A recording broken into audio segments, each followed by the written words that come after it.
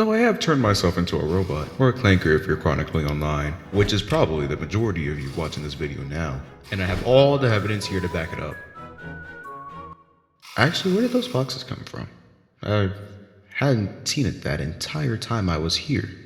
And how are they in such perfect... You know what? Never mind. I have big things planned for this year, like more frequent videos, a new devlog on a horror game I'm working on, which I can't quite spoil yet, and just more from me in general.